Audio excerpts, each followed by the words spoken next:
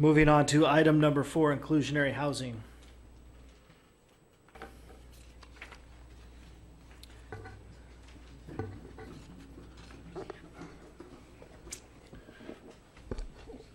Well, thank you, Mayor Wright. This is an item that's been on our follow-up list for some time. I believe Councilmember Ogerchuk put it on quite a while ago, and I'm glad to be able to provide this report. The topic tonight is inclusionary housing. And inclusionary housing refers to, it's a method of providing affordable housing in a community, and it ties it directly to new development. And the inclusionary housing programs, unlike traditional or typical affordable housing programs where you have a separate standalone housing project that's 100% affordable and it's set off over there, the idea of inclusionary housing is to weave it sort of seamlessly into a new development project. So if someone were to build a new housing development, some portion of those units would be affordable units. So I've given you an example, and I use the city of Walnut Creek, and it's not because it's anything special, but it's quite the opposite. It's a very typical inclusionary housing ordinance. In Walnut Creek, when you build new houses under their ordinance, you have the option of setting aside 10% of them for moderate income, 6% for low, or 4.5% for very low. So the amount of, it's called developer subsidy required, goes up as you get into very low versus low, so they do fewer of them. Household incomes for this purpose. How do you know if you're very low or moderate? It's based off county figures. And it's interesting because when you look at a county as diverse as Contra Costa, from city to city, there's a lot of variation. But the city of Walnut Creek uses the median income there. For a 4-person, 3-bedroom per the report, very low is $46,000. Low is $67,000, and this is for a 4-person household. Median is $93,000, and moderate is $112,000. So even a 4-person household making $112,000 would still qualify for inclusion as a moderate household. So when a developer comes in with their project and they decide which of this, it's like a menu approach, which of these they're going to tackle, they then have to set the price for that house to make sure that it's affordable to the person purchasing it. And 30% tends to be the number that's used. 30% of your monthly income should be dedicated to housing, and that includes your mortgage, property tax, HOA, anything else that goes along with that. Depending on who you talk to, that's either unrealistic or very conservative or very wise or some combination of those things. Using that, you end up with unit costs, and again, I just spoke of the incomes, for very low of $190,000, low $275,000, median $390,000, moderate $460,000. It's interesting, in Antioch right now, the median home price, and I looked at Realty Track also just now, about $368,000. So it's actually somewhere between a low and medium income household by market rate. So that'll be important to remember as we circle back here in a moment. So when you participate in a program here, you go through a process of pre-qualifying and you sign up, and they do all those background things. We heard some of that discussion tonight with the down payment assistance, a similar program. And when you purchase the house, it's deed restricted. And typically the city administering the inclusionary housing ordinance is a partner in title. So you can't go off and sell the house one day. You can't transfer it. If there's a divorce, it doesn't automatically, the judge doesn't necessarily have the ability to trade one or the other. Most changes in situation require that it be sold back into the program. So you live there for 10 years, you get a job transfer to somewhere else, you sell your house back into the program. And you're allowed to realize a profit, but it's not market rate. If housing prices take off, you don't get to take off with them. It's a very modest, it's supposed to keep up with inflation, basically. You're not supposed to be worse off than when you started. So 10 years later, if it's 4% per year, compounding interest, you sell it back into the program for that price, and then it's turned around and sold into another qualifying family. Along the way, you have the benefits, some of the benefits of home ownership. You have a tax deduction for the interest you pay on your mortgage, your property taxes. But you don't get to realize the same appreciation long term as you do with a typical market rate house. That's generally how it works. Now, each program is different. There's an in lieu fee element to most of these. So if a developer has a project, in a lot of cases, the in lieu fees apply to smaller projects. If you're building 12 houses, sort of a small infill project, it may not make sense to set aside 1 or 2 units, just the administration of it. So you can pay an in lieu fee. In Walnut Creek's ordinance, based off pretty typical things, it's $30,000 a unit. That's for those small projects. Those go into a fund. And that fund is set aside to help affordable housing projects elsewhere. You get enough of those in lieu payments and you've got something. Maybe you can help that or use that for other affordable housing programs, but that's what it's supposed to go into. You also have the option through this or through the inclusionary housing to do a combination. You build half the units and pay out the other half, or you dedicate land so that that consolidated pool of in lieu fees could be used to build on free land. There's a lot of different combinations, and it's on a project-by-project basis. When we looked around at other cities, Brentwood uses one of these. It's a pretty modest. It's 2% of the units when they have a 25 or more unit project. So that's most projects in Brentwood, but 2%. For the most part, they should be seamless. You shouldn't really be able to tell as you drive through the neighborhood which ones are the affordables, but they do allow them to be smaller. They allowed some reductions in setbacks and some other things. So they're not completely indistinguishable. There are some cities that don't allow them to be, that require them to be identical. Basically, the developer doesn't know which of his units are affordable until they're built, and they're selected at random. So there's not an incentive to try to cut corners or make a lesser product. City of Pittsburgh uses a much more aggressive inclusionary ordinance. You saw that 9% can go to moderate, 6% to very low, or you can do 20% to lower. So my understanding is that's a result of a lawsuit. So that might be a unique situation. I don't know if they entered into that on their own. So looking at Antioch, what would be, if we decided at this point that we wanted to pursue something like this, what would be the implications and benefits to the city of Antioch? I estimate we have about 5,000 units left to entitle. Meaning if you take everything that's left in, say, the Sand Creek focus area plus the Hillcrest station and a couple things here and there.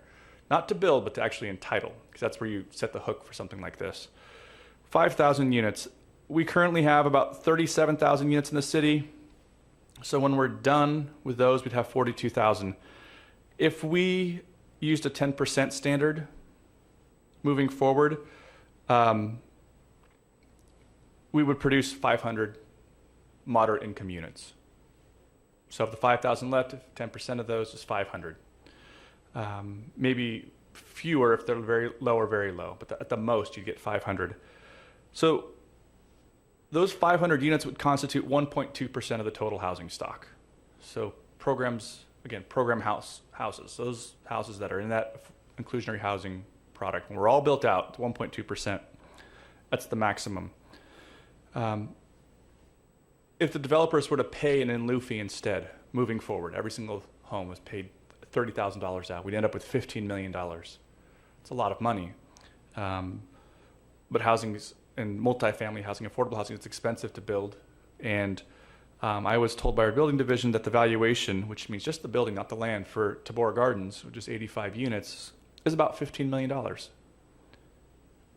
It's $176,500 per unit to build. So everything we would build from now until full build out, if we compiled all that, we might be able to create one Tabora Gardens. So that would be the benefit. That's what we could reasonably expect moving forward if we were to take sort of a middle of the road approach to this inclusionary housing thing. There are ongoing costs to maintaining this program. I mentioned earlier that when you buy the house, then when you're ready to move, you sell it back in. So you have somebody on staff who has to keep track of these things and go to the escrow signings and work with the documents. And you're like a bank in the sense. You're like you're not a lien holder on the property. And these things can foreclose. I've seen that happen, and it gets really messy when the city's a lien holder and I mentioned divorce sort of casually, but that can actually complicate these things, believe it or not, when you have something like this held. So there is some staff time, there's some resources and some, you have to dedicate in perpetuity that staffing to maintain these. So the question moving forward would be, for the potential for 500 units, is this a priority? In my professional opinion, it probably made a lot more sense maybe 15, 20 years ago, before a lot of these units were built, because you probably have a much larger program, probably self-fund itself, and it probably would have had a greater impact. At the same time, when we look at these figures and we look at where Antioch's median income is, if you're making $112,000 in Antioch, I believe you have a lot of options in terms of housing. Even at a median home price of $368,000, I think you have a lot of housing options in town here. If you took that $112,000 and moved to Walnut Creek or Danville, you would have far fewer options, especially in the ownership world. So the benefit, the societal benefit, may be less because, frankly, even people making a median income in Antioch, which I think is around 70,000 household, that puts them at low here. But again, we still have houses for sale under $250,000 in this town. If you do whether it's Redfin or Zillow, whatever you choose, it's an interesting look sometimes. Take a look and see houses. I'm sure Lori's seen that list. Under 300,000, there's a handful at all times. So there's opportunities there for that. So we don't have the same significant housing crisis that I would say that those other communities in our county do. So that's something that you would weigh moving forward. So that's sort of what I know about inclusionary housing. If you have any questions, I'd be happy to take any of those. Councilmember Ogorchak. I guess I get to go first because this is my idea. 70,000 income, is that for two people? Household, so yeah. Yeah, two people making that. And you're talking about the average house sold 368,000. That might be the price right now, but since there's no inventory, there's multiple offers on everything, so Yeah. You're not getting it at 368. And there are several cities that are doing the inclusionary housing, and with the developers, from my understanding, is they are doing the in lieu fees. So my thought is, on the developments that are coming, to have these in lieu fees, and maybe if they're willing to do, or the fees, maybe there could be a bonus for them if they're doing it, and it can actually, those funds can actually go into the first home time buyer program that we just talked about tonight. So it actually feeds another program that we already have going. So it keeps that program going so that these people can be responsible homeowners. I just think it's a program that works. In speaking with a lot of developers, surely they don't want to give up certain homes out of their development, but they are willing to help others become homeowners, because they do know that they do move up and they do move within the community most of the times. And they do that here a lot. So not only could this funds go into the first time home buyer program that we talked about today, it could also be set off for a VA program. So housing development that's hopefully on the rise here in Antioch, it could go towards that to help some of the disabled veterans that we have here in our area. So those are my thoughts. Other comments or questions? Councilmember Tiscarino. You had talked about if we were able to implement and mesh these homes within a community where they're affordable, and if they wanted to sell, or if you have a bank, foreclosure or divorce, that they have to sell it at the lower reduced price so they can go back into the pool, right? But did I read somewhere that there's a sunset on that too? So if you happen to live for a long period of time, that you can go back and actually sell the house for a market value? There are, and to touch on both your point and Councilmember Ogorchak's, you can write these programs. You have a lot of leniency in how you write these programs. We get to design the program that we would use. So the sunset clause, anywhere from 25 to 45 years. So if you buy it at 30 and you live there till you're 75, on your 76th birthday, you can sell it at full market rate, whatever that is. But the idea is it's not supposed to escalate so fast that it gets out. After 45 years, they feel like it's done its job. And the Thanks. same thing as in terms of whether it's veterans or it's affordable housing fund, that's something you could set up as part of your program.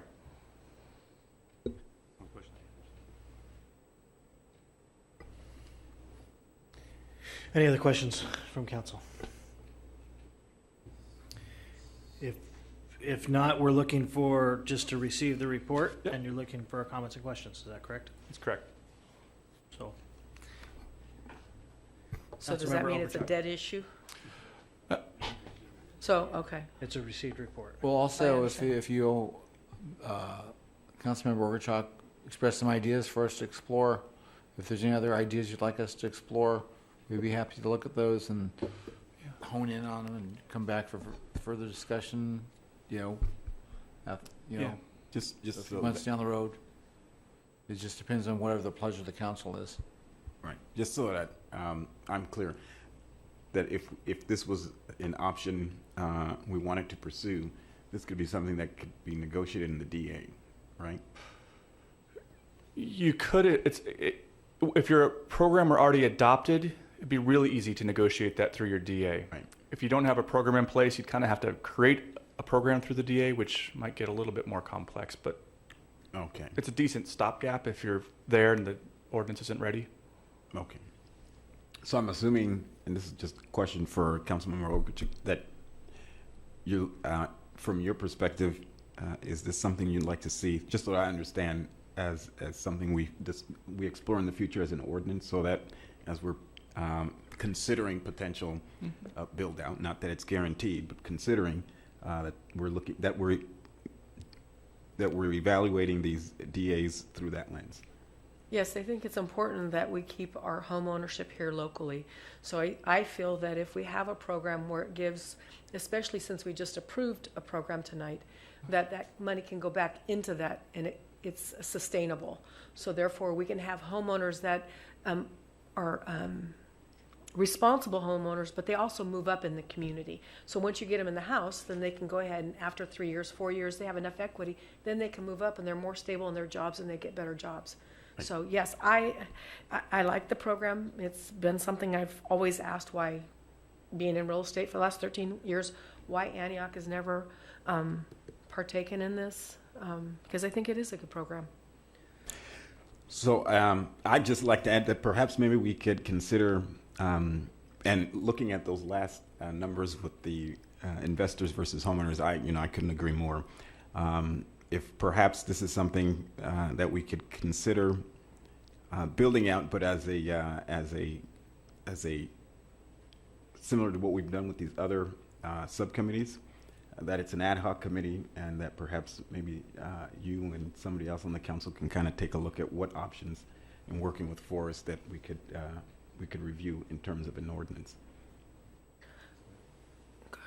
Yeah, I have a question, then I'll turn it over to Councilmember Tiscarino.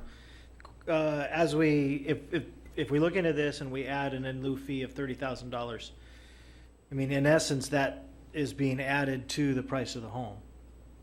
Is that right? I mean, Well, it's being distributed to the prices of all the other non-affordable homes. right, but I mean, if you're building 100 homes and you have a $30,000 per unit in lieu fee, in order to sell those homes and make the same yeah. profit, you'd have to add $30,000 to the price of each of those homes in the sale. I mean, it's really a pass-through. It is. It's a pass-through. Certainly, yeah, it's another expense to the whole development project. Yeah. It increases the cost of development. Right. But does the subsidized price, But not in an individual home. Yeah. So it can be, yeah, they wouldn't sell that house. right, it's the entire project, not the correct. individual home. And how that works out really is in the details of what type of Yeah. framework we set up in terms of an ordinance. So we can come up with a lot of hypotheticals here as to what may or may not happen until we actually come up with a concrete understanding of what other cities or like Walnut Creek are doing. Sure. We really don't know. Okay. Right, but I mean, if you're at the Walnut Creek scenario, they are adding $30,000. It's a $30,000 per unit. So if you're building 100 units, it's 30,000. And you've even put in at 5,000 units the potential of bringing in $15 million, which is $30,000 per unit on 5,000 units. It's for every if you have 100 units and 10 of them are supposed to be affordable and they're not, you're going to So pay it's a 30,000 times 10. 30,000 times 10, okay. So you're adding $3,000 per, roughly, okay. So it's not times 100. Right, it's not times 100, it's times the 10. Yep. Okay, very good. Thank you. Councilmember Tiscareno. Yeah. Yeah, I do like the concept that Councilmember Orchard, approached you with, more particularly in lieu. The question I have in regards to that, do we have, as a council or a city, full discretion where to put those funds, or we can't? Is there some limitations on some of? She had mentioned like first-time home buyer programs and things like that. I know we have a lot of discretion, and that's something that the city attorney we'd have to figure. I'm sure there's some limit somewhere, but my understanding is it's pretty broad as long as it's furthering that purpose of affordable housing and staying pure. So we would have to establish that as a council, or we have to understand some of the limitations, and that's. Yeah, it'd be part of your ordinance. Yeah, through the mayor, we'd be happy to focus in, hone in on the program that Councilmember Orchard proposed, which would be an in lieu program, and come back with the legalities and the flexibility that we might have. We'd be happy to do that. Is there an interest from council to have an ad hoc committee? Personally, I don't know Orchard. that we need one at this point. I think if staff goes back and kind of crunches some numbers and brings it back to us and shows us, like I said, there could be a bonus, it doesn't have to be a per unit. We're not Walnut Creek, obviously, so I think that we can just work out our own program within the realms of what we have here in Antioch. So I think if staff puts a report together, that we could re-look at it, and if we need ad hoc at that time, does that sound fair? Yeah. Okay, with that, would you like a motion? I don't know that we need a motion, we just been asked to receive the report? receive. Just to it's receive. We've given direction, so. It's not an action item. Yeah. Okay. Well, it's a motion just to receive. That's what the A motion to agenda receive, do I have a motion indicates. to receive? We have a motion to receive by Councilmember Ogorchak, do we have a second? Second by Councilmember Thorpe. Please cast your votes. There are 5 affirmative.